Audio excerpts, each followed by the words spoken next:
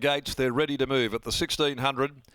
The stalls open back, they're racing. Sunny Honey just seemed to jump just a touch awkwardly with Arcadia Knight getting back, and likewise So War. Lord Gannicus pushing through for Cooper, and she wants to lead. Decoration will take her on for the front, however, from Kerman Rock and above the peg, and then Sunny Honey tracking through just in front of Cool Memory.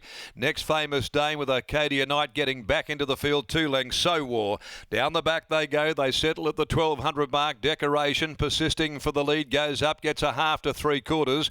Lord Gannicus and Cooper will not allow it to cross though, and she kicks through and goes to the lead, and he fired up onto the steel. Lord Gannicus goes to the front now from Decoration. Cool Memory is third. Sunny Honey down on the rails travels fourth. A length away Kerman Rock outside of it there, just a shade deeper, is above the peg, going up to the top of the track. Arcadia Knight at the 800 next the rail, followed further back by Famous Dane, patiently handled back there, and back with it as well as So War. And so as they work down the side, 700 from the judge, and Lord Gannicus in control leads the way. Decoration second, but immediately coming under pressure. Sunny Honey tracking up near the rail. Over on the outside then Cool Memory above the peg, a length and a half off those. Arcadia Knight stoking up as Lord Gannicus brings them for home. Still travelling all right. So War had cut the corner. Famous Dame will back. Kerman Rocker dropped out. Lord Gannicus. Cooper feeling for it now at the 250. Gives it a little kick and now races 2.5 clear from Arcadia Knight. Followed further back Famous Dane. Lord Gannicus down to the 120, a length and a half in front. Here's Arcadia Knight. Lord Gannicus getting tied, being desperately willed to the line. Arcadia Knight diving, might have grabbed it right on the line. Arcadia Knight in the last step has won from Lord Gannicus. Tight third, getting right up on the rails. So War with Sunny Honey, followed then by Cool Memory. Famous Dane. In behind them came Kerman Rock. Further back in the field to above the peg, and dropping out to run last is Decoration. Number 6, Arcadia Knight. Clint Johnston Porter grabbing Lord Gannicus right on the post, and will go home and score about a head in the Lulu Ciani handicap. Number 6, Arcadia Knight.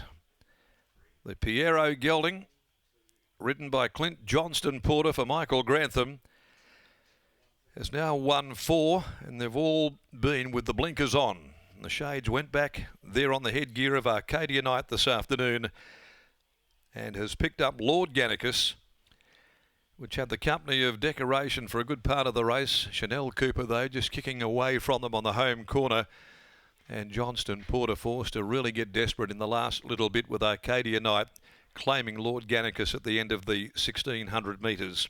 Third, number 9, which has got right up near the inside, So War, in front of 3, Sunny Honey. 6, 1, 9 and 3 are the placings. 139.56 for the 1600, and ahead by 3 lengths are those margins. So Arcadia Knight, it's a Piero gelding out of Arcadia, great foundation family for Peter's Investments.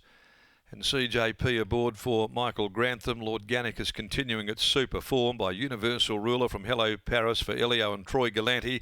Trained by Grant Alana Williams. Ridden by Chanel Cooper. And So War, the 9-year-old by Sepoy from Dubai Me Diamonds. Getting right up along the rails. Mitch Pateman and Matty Derrick. Details after the third of the day, the Lulu Ciani handicap. Race 4 is the Len Pike. Over 2,000 metres, 4 Longines, 5 Roche Legacy at the scratchings, and we've got 10 to do battle in the next event of the day. It took some riding to get it home by Clint Johnston Porter as Lockie joins managing part owner from Peters Investments, Bob Peters, downstairs in the yard. Thanks, Darren. Great win from Arcadia Knight, and we've got to the bottom of the gear changes. Bob, talk us through why the blinkers went back on today. I don't think there's ever been a mare or a colt out of this family that have won without them. So it was all a bit strange, but it's all right now. It's all worked itself out. You've been far too kind to your trainer, Michael Grantham. He clicked the wrong button. That's why the visors went on. But all jokes aside, great to see him put a second win for the preparation together, because he's always shown a level of ability. Yes, he's got a long way to go to live up to his full sister, hasn't he? Everyone expected a bit from him early, but he just, every now and again he can win one. Could he be the type of slow maturing horse that comes back bigger and better each time in? Well, I hope so, and we can stretch him out a bit too, I think. Is he relaxing well enough in his races to do that now? Oh yes, I was a bit worried today when he sort of jumped and missed the start a little bit because he was back a bit further than what Clint wanted to be. But you know, I think going forward he should be able to step out over a bit further and maybe up to 2,000. Good to see him back to his best. Well done.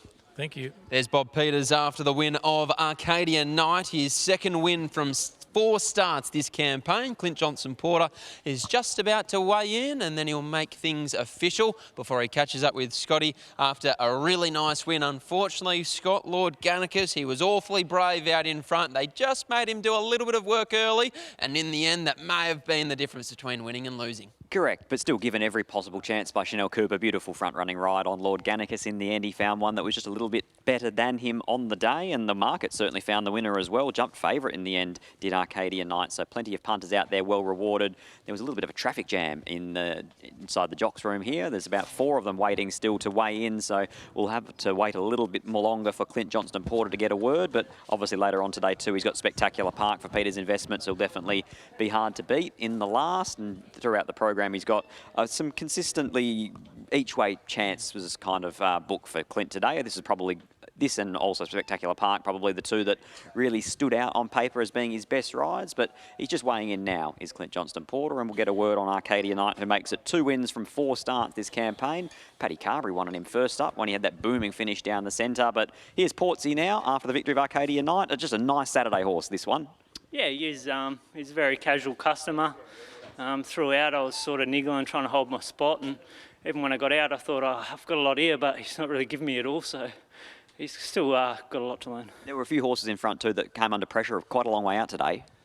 There was, but I just had a beautiful run through him. Got onto Brad's back, and he sort of found enough to get me out in the open, and from there it was sort of history. Spectacular Park in the last. Can you make it a double for Peter's Investments? Yeah, I hope so. It did well backing up last time, so hopefully backing up again can work again. Congratulations, well done, mate. Thank you. There's Clint Johnson-Porter combining with Michael Grantham, Peters Investments and Arcadia Night taking out race 3 here at Pinjarra Park, the Lou Luciani Handicap.